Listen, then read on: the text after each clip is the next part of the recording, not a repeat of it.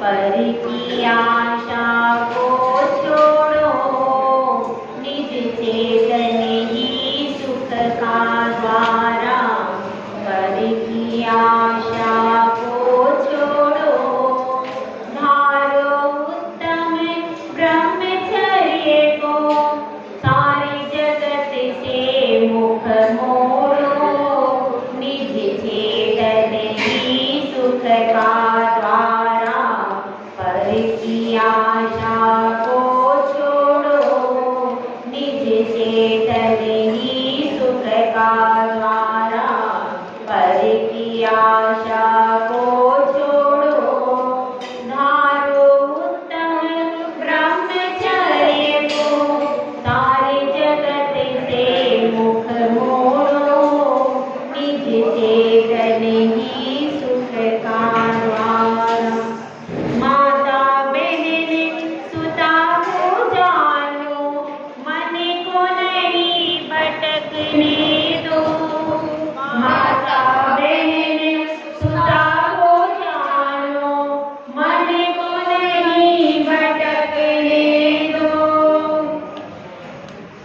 शांति तुमको मिल जाएगी, सौ में जो परिणति हो।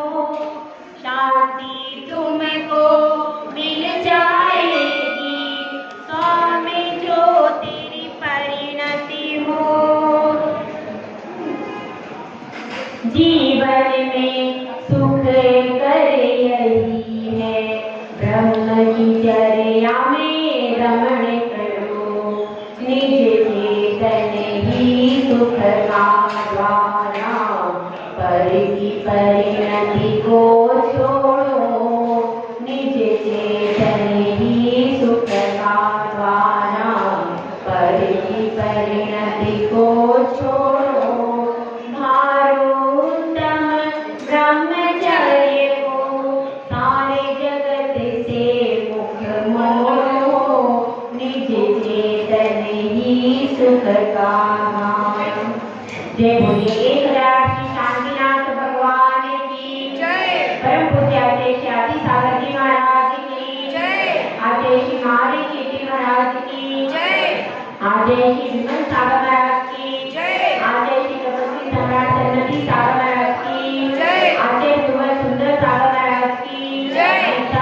ईश्वर धर्म की जय। निर्वाणी माता की जय। उत्तम दस लक्षण धर्म की जय। उत्तम ब्रह्मचर्य धर्म की जय।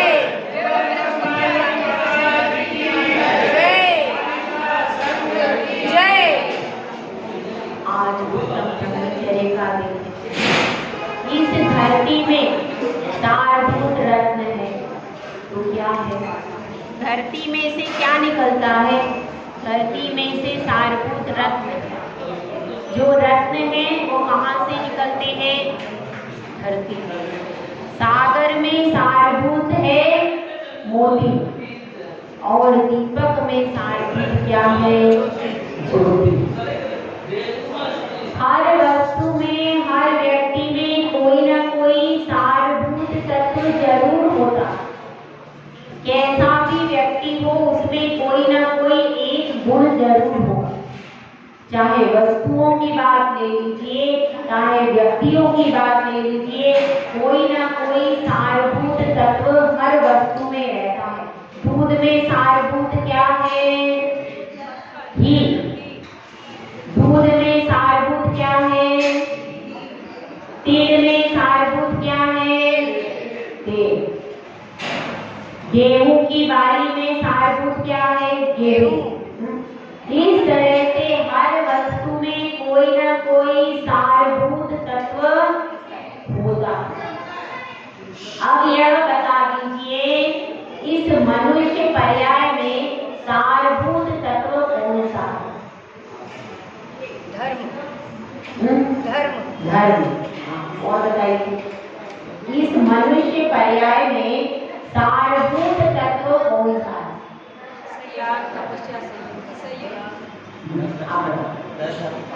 दस धर्म पालन करना। हाँ, मनुष्य पर्याय में सारभूत क्या है? क्या सही है? हाँ, तब और कोई आंसर? इस मनुष्य पर्याय में अगर कोई सारभूत वस्तु है तो ब्रह्मचर्य है।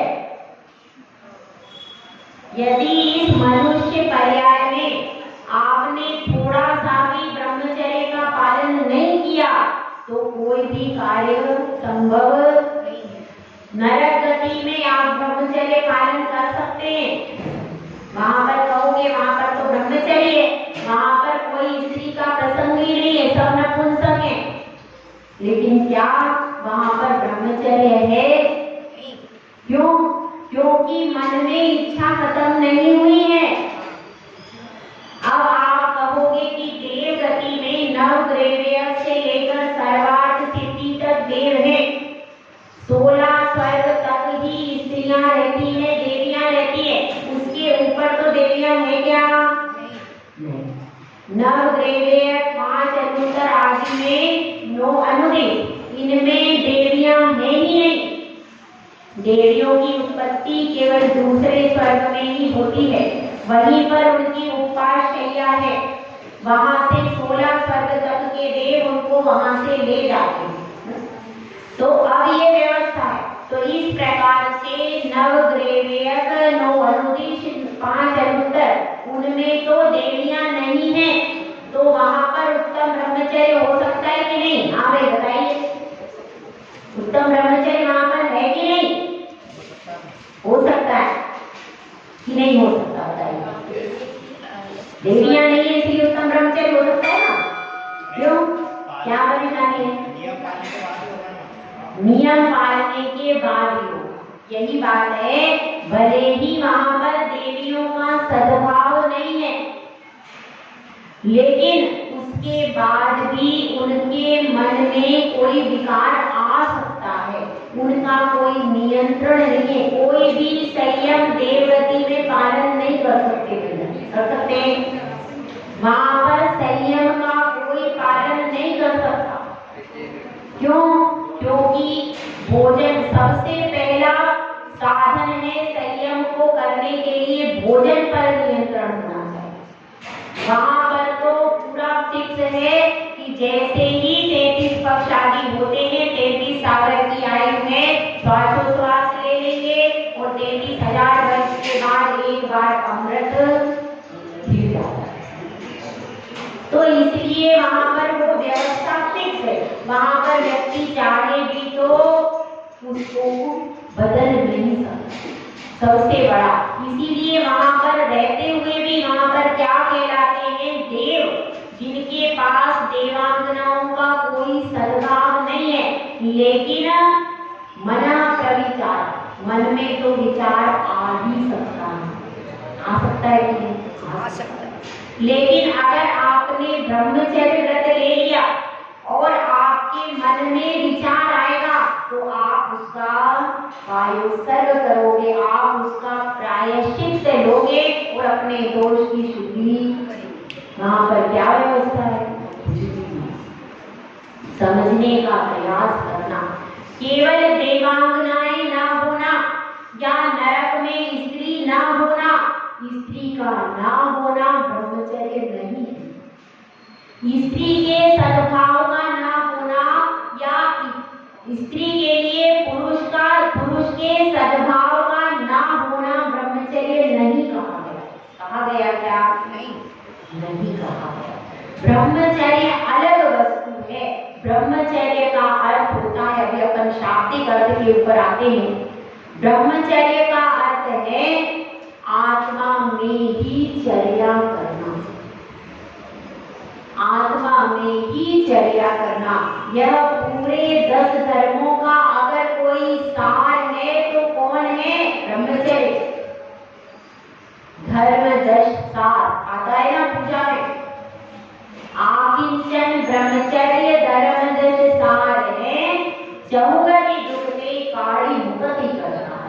यह ब्रह्मचर्य सारे 10 धर्मों का सार है। अगर किसी ने ब्रह्मचर्य धारण कर लिया, उसका क्रोध अपने आप कम हो जाएगा।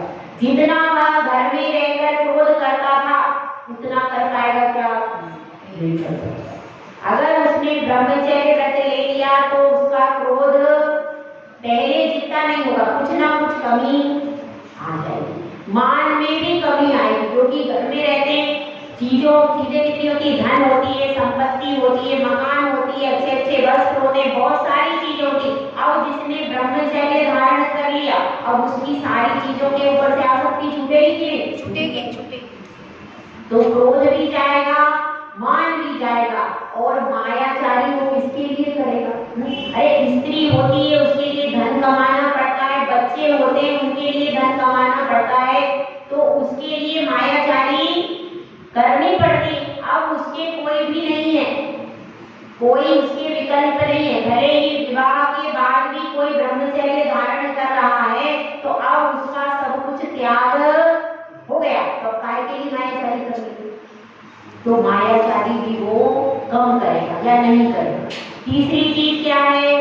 लोभ। तो लोभ क्यों होता है? कि धन संपत्ति को जोड़ने के लिए कोई ना कोई चीज का लोभ होता है, तो उसको लोभ से भी क्या प्रयोजन है, इसलिए उसकी चारों कक्षाएं धीरे धीरे डाउन होती चली जाती है। और अगर ब्रह्मचर्य लेने के बाद चारों कक्षाएं और ज्यादा बढ़ रही हैं, तो अभी आपकी साधना में बहुत कमी है, अभी आप सही लक्ष्य पर नहीं जा रहे होंगे, समझना। जैसे ही आपने ब्रह्मचर्य, अब आपका 10 दिन का सबका ब्रह्मचर्य है, आगे नहीं है, आज तक है ना, पूर्ण ब्रह्मचर्य का पालन करते, कम से कम 99% जैन, दिगंबर जैन पर्युषण पर्व में मेरे ख्याल से ब्रह्मचर्य का पालन करते हैं, अभी तक तो यही देखा। और कोई 1% हो तो वो बात एक अलग है, लेकिन 99% और आपका 10 दिन से पूर्ण ब्रह्मचर्य था। कषाय दबी की नहीं बताई गई, जो आप पूरे साल भर में कषाय के परिणाम बनाते थे, क्या इन 10 दिनों में भी उतने तीव्र परिणाम बने क्या? नहीं बने क्या? नहीं बनते। क्यों? क्योंकि ब्रह्मचर्य रखने के बाद कषाय नियम से डाउन ही होती है। अगर कोई वास्तविक अवस्था में, क्योंकि हमारे लिए सारभूत अगर कोई है, तो आत्मा में चर्या को करना ही हमारे लिए सारभूत है, उसी के लिए यह मनुष्य पर्याय धारण हुई है। अगर हम मनुष्य पर्याय को धारण करके, जिन मूल प्राप्त करके, सच्चे देव शास्त्र की संगति प्राप्त करके, उसके बाद भी आत्मा में चर्या को नहीं कर पाए, आत्मा में रम नहीं पाए, तो हमारा ये सब जीरो पे आ जाएगा। क्या हो जाएगा? जीरो पे आ जाएगा। इसलिए इस बात का विचार करना। तो ब्रह्म का अर्थ क्या हो गया? सिंपल सोबर, आत्मा में चर्या को करना। क्या कहलाएगा? ब्रह्मचर्य। यह बिल्कुल शाब्दिक अर्थ। इसके अलावा क्या बताया जाता है? तो ब्रह्मचर्य 2 प्रकार से होता है। एक तो व्यवहार की अपेक्षा से, व्यवहार की अपेक्षा से जो कि घर में रह रहे हैं, उन व्यक्तियों के लिए व्यवहार से क्या बताया जाता है? माता बहन सुता पहचानो। आपके घर में जो स्त्रियां हैं, बाहर जितनी स्त्रियां हैं, उनमें आप जो अपने से बड़ी हैं, उनको क्या मानो? माता के समान मानो। जो बराबर की हैं, उनको बहन के समान मानो, और जो छोटी हैं, उनको सुता के समान मानो। ये कौन सा व्रत है? ब्रह्मचर्यान व्रत। ब्रह्मचर्यान व्रत में 3 ग्रेड है। पहला है ब्रह्मचर्यान व्रत, दूसरा क्या है? ब्रह्मचर्य महाव्रत, और ब्रह्मचर्य प्रतिमा। समझ में आएगा? एक ब्रह्मचर्य प्रतिमा भी है, एक ब्रह्मचर्य अनुव्रत है, और एक ब्रह्मचर्य महाव्रत है, और चौथा भी है ब्रह्मचर्य उत्तम ब्रह्मचर्य धर्म। 4 चीजें समझ में आ गई? 4 चीजें। आज अपन कौन से धर्म को बना रहे हैं? उत्तम ब्रह्मचर्य धर्म। उत्तम ब्रह्मचर्य धर्म का अर्थ है आत्मा में चर्या करना, जो कि हमारा स्वभाव है, उस स्वभाव में आचरण करना, ये क्या कहलाएगा? उत्तम ब्रह्मचर्य धर्म। और इसका पालन कौन करते हैं? मुनिराज पालन करते हैं। और इसको पूर्ण रूपेण धारण कब होता है? 84 लाख उत्तर गुण जो हैं वह जहाँ पूरे होते हैं, तो कहाँ पर पूरे होते हैं?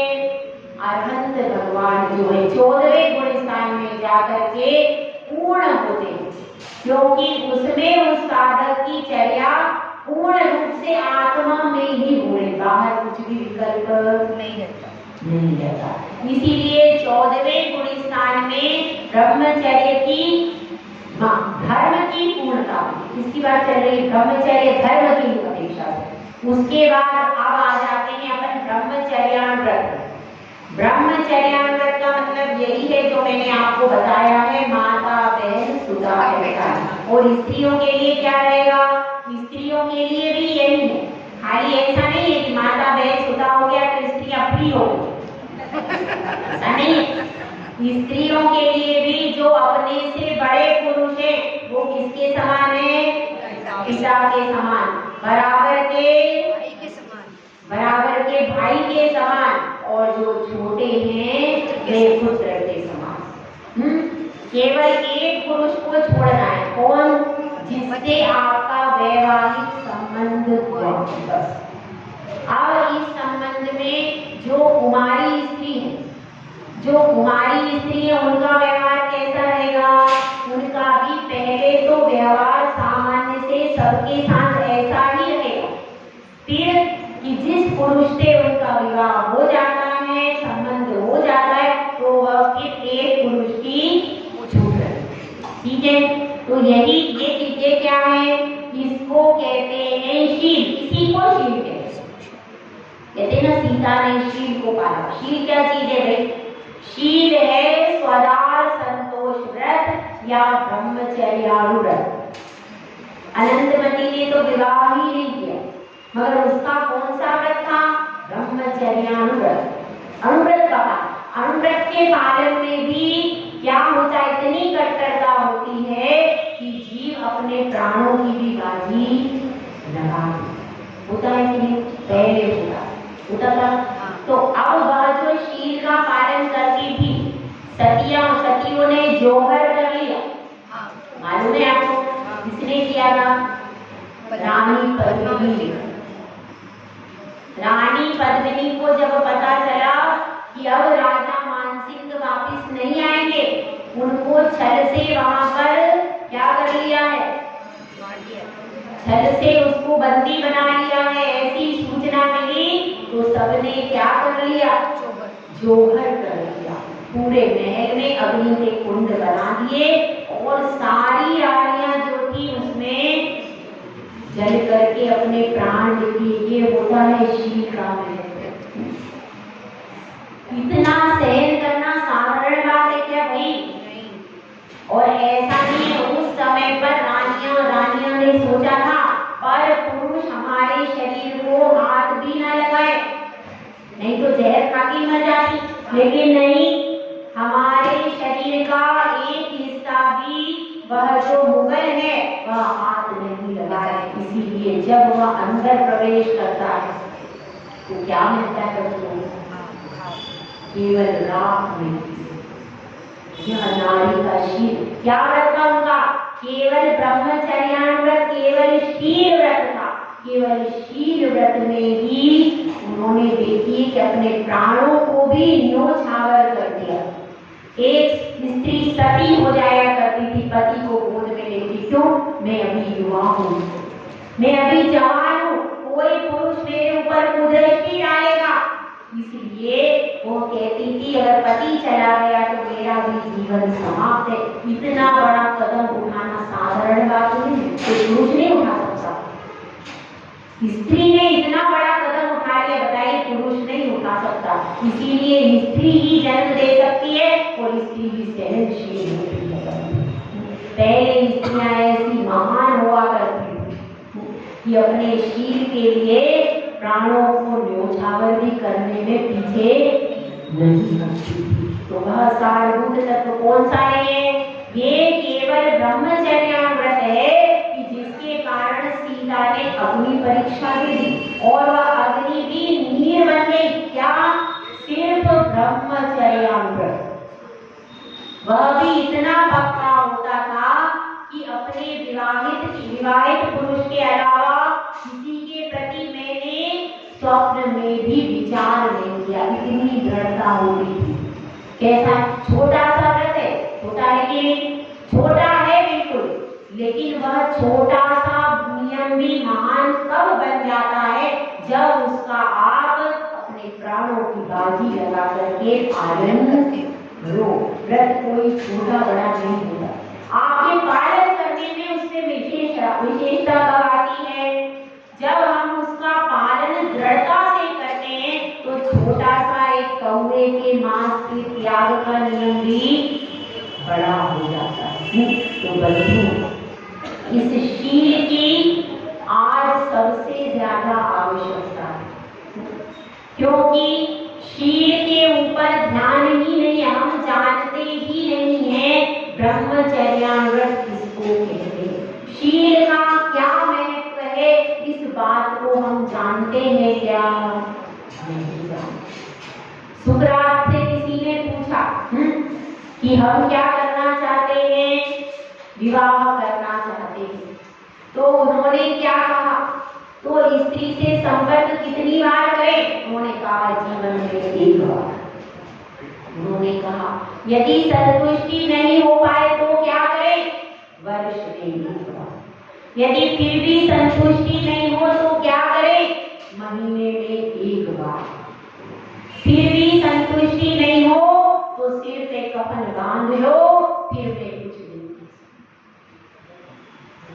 यह विचार करना है। एक फूल होता है, 1 क्विंटल फूल में थोड़ा सा इत्र निकलता है। 1 क्विंटल फूल होते हैं, उसमें बहुत थोड़ा सा इत्र निकलता है। इसी प्रकार से हम जो जीवन में क्या करते हैं? भोजन करते हैं, जो पूरी शक्ति होती है, जो पूरी ऊर्जा होती है, वह पूरी ऊर्जा संग्रहित होकर के जो शक्ति का रूप करती है, उसी शक्ति से उपवास होते, उसी शक्ति से साधना होती है और उसी शक्ति से संतान का निर्माण होता है। उसी शक्ति के बल पर संतान ओजस्वी बनती है, महाव्रती बनती है। तो वह शक्ति हमको किस प्रकार से उपयोग करनी है, इसका विचार किसको करना है? साधु संत जो तपस्या करते, किसके बल पर करते? वह शक्ति जिससे संतान का निर्माण होता है, उसी शक्ति के बल पर उस ऊर्जा को संग्रहित करते साधु, उसी से वो लंबे लंबे उपवास कर लेते। तो वही हमारे शरीर का, इस मनुष्य शरीर का सारभूत तत्व यह है। तो क्या है? अनंत वीर्य जो शक्ति है, वही सारभूत तत्व है। उसी की साधना करके जीव परमात्मा बन जाता है। नहीं तो ये शरीर पूरा खोखला है, इसमें कुछ नहीं है। जो आप भोजन पानी करते हो, उससे महीने भर में वो शक्ति का संचय होता है और उस शक्ति को यदि आप सही दिशा में उपयोग करो तो क्या होता है? एक गृहस्थ, एक योग्य धार्मिक संतान को उत्पन्न कर सकता है। और अगर एक साधु चाहे तो उसी शक्ति के प्रयोग से मोक्ष की साधना, मोक्ष तक जा सकता है। और जो शक्ति का अपव्यय हो जाता है तो वह व्यक्ति ना तो गृहस्थ में अपना योग्य संतान उत्पन्न कर सकता है और ना मोक्ष की साधना कर सकता है। अपनी शक्ति को पहचानिए और उसको संचय करने का प्रयास कीजिए। यदि वह शक्ति क्षीण हो जाती है तो फिर उस समय पर मनुष्य जिंदा होते हुए भी मुर्दे के समान हो जाता है। इसलिए बहुत सारी हवाएं चल रही हैं, ऐसी इंटरनेट है और मोबाइल है, उसमें गूगल पे आप सब कुछ देख लो। इतना यह गलत प्रचार प्रसार है कि जिसके कारण व्यक्ति का मन बहुत ज्यादा चंचल होता है। तो उससे अपने को वातावरण को बचाना है तो अपने बच्चों को शील की कहानियां सुनाइए, उनको बताइए सुर सुंदरी की कथा, शीलवान पुरुष और स्त्रियों की कथा अपने बच्चों को सुनाना चाहिए। हम सुनाते हैं क्या? क्या हमने बताया कि शील क्या होता है? बताया क्या कभी बच्चों को? नहीं, उन्हें कुछ पता ही नहीं, उनकी गलती ही क्या है? जब हमारे बच्चों को पता ही नहीं है कि शील क्या है और वो भटक गए, उनकी मैं तो समझती हूँ गलती ही नहीं है, हमने बताया ही नहीं। हमारी कुल परंपरा क्या? पहले बच्चों को सुनाया जाता था सुर सुंदरी की कथा, सीता की कथा, सुदर्शन सेठ की कथा, ऐसी सारी कथाओं को सुनाया जाता था और अपनी शक्ति का संचय करके उनको बलवान बनाया जाता था। राम के 2 पुत्र थे, कितने ओजस्वी पुत्र, 12,000 वर्ष का उनका क्या था जीवन, और उसमें 2 पुत्र ऐसे ओजस्वी हुए कि उन्होंने स्वयं राम से युद्ध कर लिया और सद्भव मोक्षगामी हुए। तो ऐसे पुत्रों की माता कितनी ओजस्वी थी कि वो स्वयं माता भी बहुत ओजस्वी थी, जिसने जीवन भर कठिन परिस्थिति में भी शील का पालन किया। रावण के ग्रह में रहकर के भी उसने शील का पालन किया। ऐसी कठिन, तो उस नारी ने जिन पुत्रों को जन्म दिया वे उसी भव से क्यों चले गए? वह उसमें प्रभाव उस सीता के शील का है कि नहीं है? अगर आप शीलवती कन्या होगी तो उससे जो पुत्र उत्पन्न होंगे उनमें इतनी शक्ति होगी कि वे आगे बढ़ करके मोक्ष की साधना कर सकते हैं। इसीलिए बंधुओं, शील का बहुत महत्व है। और अब अपन समझते हैं दूसरी चीज कौन सी है?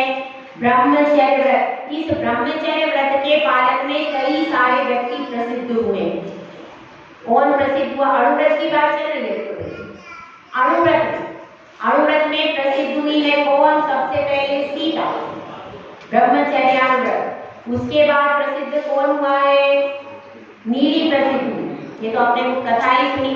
उसके अलावा एक सुदर्शन सेठ भी प्रसिद्ध हुए ब्रह्मचर्यानुव्रत, उनकी कथा थोड़ी सी अपन सुनते हैं। सुदर्शन सेठ चतुर्दशी की रात्रि को शमशान में ध्यान किया करते और अब एक दिन वह बगीचे में गए थे, उनकी सेठानी के साथ बगीचे में गए और उस समय पर वहां की जो रानी थी उसने सुदर्शन सेठ को देख लिया। सुदर्शन सेठ बहुत सुंदर थे, उनका शरीर कामदेव के समान सुंदर था, बहुत सुंदर थे। तो उनके रूप लावण्य को देख करके रानी के मन में विचार आ गया और अब उसने सोचा कि मैं क्या करूं। तो उसने सोचा कि चतुर्दशी की रात्रि को ये शमशान में ध्यान करने जाते हैं, तो मैं किसी तरह से उनको किसी तरह से महल में ले आऊं। तो अब उसने क्या किया कि रानी साधना कर रही है, किसी प्रकार की विशेष क्रिया कर रही है, तो उसने दासी से कहा तुम रोज ला करके पुतले लेकर के रात्रि में आना।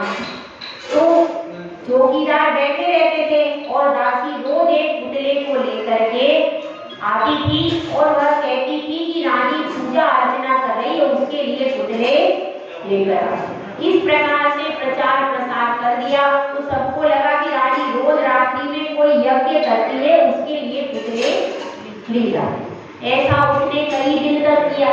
अब रोज ही चौकीदार देखते थे कि रोज पुतले लेकर आती है। अब एक दिन उस दासी ने क्या किया, शमशान में पहुंची और वहां पर जाकर के दो दासी मिल करके क्या की, वहां पर सुदर्शन सेठ को उठा लिया।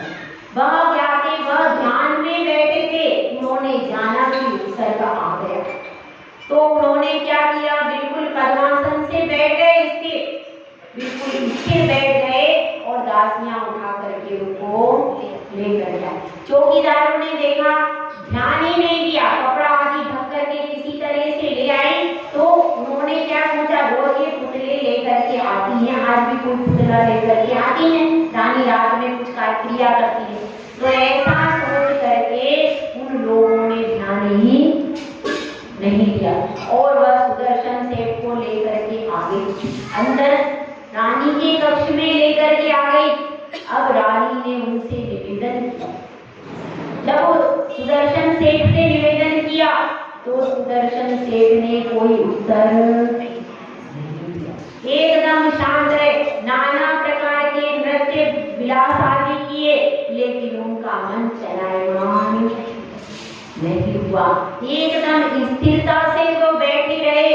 यह देख करके और इस सब क्रिया में क्या हो गया, प्रातः काल होने को आया, भोर हो गई। अब रानी डरने लगी कि अब देखो अब तो राजा आ जाएगा, सब दास दासी आ जाएंगे, सब लोग देख लेंगे कि यहाँ पर कौन है, सेठ है। तो यहाँ पर सेठ कैसे आया, तो मेरी पोल पट्टी खुल जाएगी। अब वो घबरा गई तो उसने क्या कर दिया, अब इतने में राजा और दरबारी आदि आ गए। तो वह कहती है कि यह सुदर्शन सेठ रात्रि में मेरे कक्ष में आया था। ऐसे कह करके सुदर्शन सेठ के शील पर झूठा आरोप लगा दिया। अब राजा को यह पता चला कि मेरी रानी के साथ में दुर्व्यवहार करने का प्रयास किया गया। तो उन्होंने सुदर्शन सेठ को सूली की सजा सुना। अब सुदर्शन सेठ क्या किया, उन्होंने कुछ भी नहीं कहा और सूली को अंगीकार कर लिया, बिल्कुल मौन है। उन्होंने सोच लिया यह उत्सर्ग यदि टल जाएगा मैं भिक्षा ले लूंगा, नियम कर लिया, बिल्कुल मौन, कुछ भी नहीं कहा। और रानी ने तरह तरह से मायाजाल दिखाया और उसमें सब लोग क्या सोचने लगे कि वास्तव में रानी की गलती क्या है। गलती किसकी मानी जाती है, ज्यादातर 99% गलती किसकी मानी जाती है, पुरुषों की मानी जाती है। तो अब इसलिए सब लोगों ने सोचा कि वास्तव में इनका ही अपराध है और ऐसा अपराध सबको प्रमाणित हो गया और उनको सूली पर ले जाया गया। सूली पर ले जा करके बलित ने जैसे ही प्रहार किया वह क्या बन गई, सिंहासन बन गई, सिंहासन हो गया वहां पर। जब सिंहासन हो गया तो क्या हो गया, तब लोगों को पता चला कि ये सेठ सुदर्शन सेठ क्या है, निर्दोष है, इनमें कोई कमी नहीं। क्योंकि देवता अवधि ज्ञान से सब कुछ जान लेते हैं, देवता फ्रॉड नहीं कर सकते। यहाँ के आपके मनुष्य गति में तो फ्रॉड न्याय हो सकता है, यहाँ पर हो सकता है, यहाँ पर फ्रॉड न्याय हो सकता है, लेकिन देव जो होते हैं वो अवधि ज्ञान से देख लेते हैं, जो सच्चा होता है उसी के लिए अतिशय होते हैं। सीता के लिए भी दिवाकर देव ने अग्नि को जलधार किया। जितने भी अतिशय होते हैं नियम से जान लीजिए देव ही करते हैं, चाहे वो व्यंतरवासी हो चाहे कोई भी हो, लेकिन देव ही ये सारे अतिशय करते। तो क्या हो गया, सूली सिंहासन बन गई और उस सिंहासन पर बिठा लिया। अब क्या हो गया, राजा बाहर निकला। राजा ने कहा अरे मुझसे भूल हो गई, सुदर्शन सेठ कैसा है, निर्दोष है। और फिर सब क्षमा मांगने लगे, लेकिन अब सुदर्शन सेठ ने कह दिया, सेठानी भी आ गई, सब कहने लगे कि अब आप घर महल को चलिए, से भवन को चलिए। तो सुदर्शन सेठ क्या कहते हैं, अब मैं भवन को नहीं जाऊंगा, मैंने तो संसार की असारता को अब देख लिया और यह मेरा कौन सा है, नया जन्म है। क्योंकि अगर शूली का घात हो जाता तो मेरा तो मरण ही था, मेरा वह जन्म समाप्त हो गया। अब तुम मेरी पत्नी नहीं हो, न मैं कोई सेठ हो, न मैं मेरी कोई सेठानी, वो जन्म मेरा समाप्त हो गया। अब तो ये नया जन्म है, ये नया जन्म तो मैं मुनि बनूंगा, मुनि बन करके साधना करूंगा। तो सुदर्शन सेठ मोक्ष में गए कि स्वर्ग में गए, कहाँ से गए बताओ, पटना से मोक्ष में गए सुदर्शन सेठ, मालूम है आपको। तो उनकी यह कथा है, उनका क्या नियम था, केवल ब्रह्मचर्यानुव्रत था, स्वदार संतोष व्रत था, लेकिन उसको भी ऐसी दृढ़ता के साथ पालन किया कि ऐसी विपरीत परिस्थिति आई सर्वांग सुंदर रानी की उपस्थिति में भी उन्होंने अपने मन को चलायमान कि मेरा कौन सा नियम है, सदा संतोष रहे, और ये कौन है, परिस्थिति है, तो इसके प्रति सारी भावनाओं को छोड़ दे। तो इतने छोटे से व्रत का भी दृढ़ता पूर्वक पालन किया और फिर दीक्षा लेकर के आज कहाँ पर है? तो ऐसे महापुरुष हमारे लिए आदर्श है कि नहीं? यह आप सबके लिए आदर्श है। ऐसा आदर्श जीवन आप सब जी सकते हो कि नहीं? ऐसा आदर्श जीवन, ऐसे कठिन उत्सर्ग तो आप होते भी नहीं है, होते हैं क्या? तो आप कम से कम इतना नियम ले सकते हो, सदा संतोष ले सकते हो कि नहीं? अपनी पत्नी, अपने विवाहित पति और पत्नी को छोड़ करके अन्य जितने भी पुरुष हैं अथवा पुरुष के लिए अन्य जितनी भी स्त्री हैं, वे मेरी माता बहन सुता के समान। यह नियम अपन ले सकते कि नहीं ले सकते? बस एक इसमें समस्या ये होती है कि दूसरा विवाह नहीं कर सकते, और कोई समस्या नहीं। क्या समस्या होती है? दूसरा विवाह नहीं कर सकते, परंतु एक बार अगर सक्सेस होना होता है तो एक बार में विवाह सक्सेस, और आपकी 2 बार करो, 3 बार करो, फिर आप सक्सेस होगा, ऐसी कोई गारंटी नहीं है। इसीलिए अगर शील का पालन करना है, अपने जीवन को ओजस्विता की ओर ले जाना है, तो इस नियम का पालन सबको सदा संतोष। अभी चर्चा किसकी चल रही है? ब्रह्मचर्यानुव्रत। अब दूसरी चर्चा चलेगी। ब्रह्मचर्यानुव्रत के बाद में क्या आता है? ब्रह्मचर्य महाव्रत। वह कैसे पालन किया जाता है? यह सब क्या चल रहा है? ये सब व्यवहार चल रहा है। व्यवहार से तो बाहर का विकल्प है, माता बहन सुता, यह विकल्प कब है? जब व्यवहार से ब्रह्मचर्य पालन किया जा रहा है। निश्चय से ब्रह्मचर्य क्या? निश्चय से ब्रह्मचर्य है केवल आप अपनी आत्मा को ही देखो, आत्मा पर ही दृष्टि रखो, बाहर का जिसमें विकल्प ही नहीं आता वो क्या है? निश्चय। तो ये कहाँ होता है? ये वहां होता है जहां पर मुनिराज हैं, जिन्होंने सब प्रकार के परिग्रह का पूर्ण त्याग कर दिया, स्त्री मात्र का त्याग कर दिया। तो अब उनके त्याग पालन करना है। जो मुनिराज हैं, जिनका पूर्ण ब्रह्मचर्य है, जिनका कोई विकल्प ही नहीं है किसी प्रकार का, तो अब उनको अनुव्रत का पालन क्यों करना है? उनके महाव्रत है, यानी मन वचन काय कृत कायिक अनुमोदना से स्त्री के प्रति दुर्भावना का त्याग। स्त्री का त्याग नहीं, समझ में आएगा? स्त्री के प्रति दुर्भावना का त्याग है। उनके पास भी जो स्त्रियां आ रही हैं, उसमें माता बहन सुता का व्यवहार। कब? जब वे व्यवहार में हैं, और कदाचित वे मुनि जब छपक श्रेणी में आरूढ़ हो रहे, उस समय वे निश्चय ब्रह्मचर्य की साधना करते हैं। और सिद्ध भगवान का क्या है? पूरा निश्चय ब्रह्मचर्य, आत्मा में ही उनका रमण है, बाहर रमण बिल्कुल नहीं। तो उनका क्या है? पूर्ण ब्रह्मचर्य किसका है? बिल्कुल किसका है? निश्चय ब्रह्मचर्य सिद्ध पूर्ण निश्चय ब्रह्मचर्य। तो ब्रह्मचर्य महाव्रत में साधु दोनों प्रकार की साधना, व्यवहार से भी पूरा पालन करते हैं और निश्चय से भी पालन करते हैं। निश्चय की भी रोज जब ध्यान करते हैं, साधना करते हैं, तो वह पूरा प्रयास करते हैं कि मेरी आत्मा में ही मेरा रमण हो। ऐसी बार बार भावनाएं आती हैं, और जब छपक श्रेणी में आरूढ़ होते हैं तो धीरे धीरे अंदर अंदर आत्मा में अंदर उतरते चली जाती, तो उनका क्रमिक विकास होता जाता है निश्चय। और हम क्या कर सकते हैं? भावना भा सकते हैं ना, कि हम भी ब्रह्मचर्य की भावना भा सकते, कि हम भी एक दिन ऐसा आए जब पर परिणति से छूट करके निज की परिणति में ऐसी भावना तो ला सकते हैं। तो हम निश्चय ब्रह्मचर्य की भावना ला सकते हैं कि नहीं? व्यवहार से पालन करना है और निश्चय की अंतरंग में भावनाएं भाना चाहिए। भावना भाते भाते भी एक दिन हम उस स्टेज तक पहुंच जाएंगे, लेकिन अगर भावना ही नहीं भाएंगे तो पहुंच सकते हैं क्या?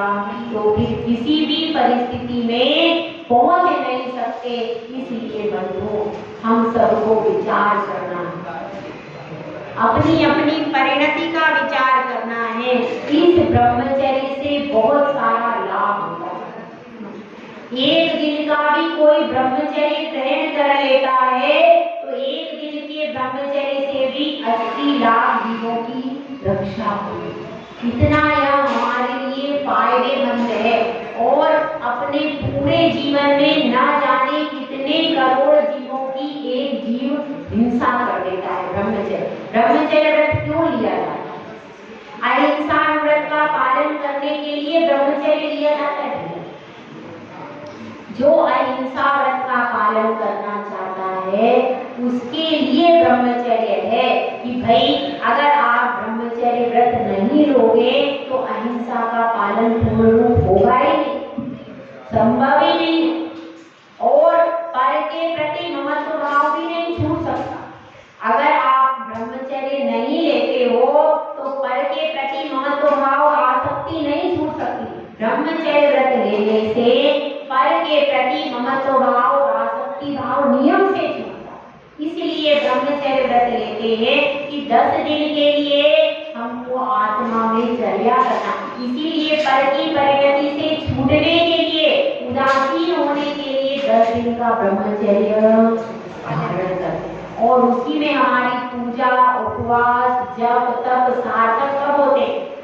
क्योंकि जब तक आपका कोई भी व्रत ले लो, चाहे नमोकार मंत्र का व्रत हो, भक्तामृत का, हर व्रत में अष्टमी चतुर्दशी सब में नियम क्या है? ब्रह्मचर्य रखना ही पड़ेगा, कंपलसरी है कि नहीं? ब्रह्मचर्य रखना कंपलसरी है हर व्रत में। ऐसा कोई व्रत नहीं है जिसमें ब्रह्मचर्य को रखना कंपलसरी नहीं हो। तो इसलिए बंधुओं, हमको अपनी अपनी परिणति का विचार करना है। यह मनुष्य पर्याय हमको मुफ्त में मिल गई। कई कई भवों की साधना की है, बहुत मेहनत की है, जब आज मनुष्य पर्याय अपने को प्राप्त हुई है। और फिर उसमें जिनकुल रूपी कोहिनूर मिला। ये कोहिनूर हीरा है भैया, जिनकुल रूपी कोहिनूर हीरा मिल गया। अब उस कोहिनूर हीरे से यदि आप संयम और ब्रह्मचर्य को आपने खरीद लिया तो आपने अपनी पर्याय सार्थक। स्त्री का सद्भाव हो, लेकिन आपकी दृष्टि में पवित्रता होना है। स्त्रियां तो सब जगह रहती हैं, ऐसा नहीं है कि भाई स्त्रियों के प्रति अपन आंखें बंद कर देंगे या पुरुष के प्रति आंखें बंद करने से ब्रह्मचर्य का पालन नहीं होता। अपनी दृष्टि के विकार को सुधारने से ब्रह्मचर्य का पालन होता है। तो सबसे पहले क्या सुधारना है? सबसे पहले अपनी मन को सुधारिए, मन को स्वच्छ कीजिए तो आपकी दृष्टि भी क्या हो जाएगी? निर्मल बनती चली जाएगी। और जब दृष्टि निर्मल बन जाएगी तो अपना जीवन भी या मनुष्य पर्याय भी धीरे धीरे निर्मल बनती चली जाएगी। तो हम सब उस निर्मलता की ओर बढ़े और अपने जीवन में ब्रह्मचर्य व्रत का पालन करें। जय बोलो एक करार श्री आदिनाथ भगवान की जय।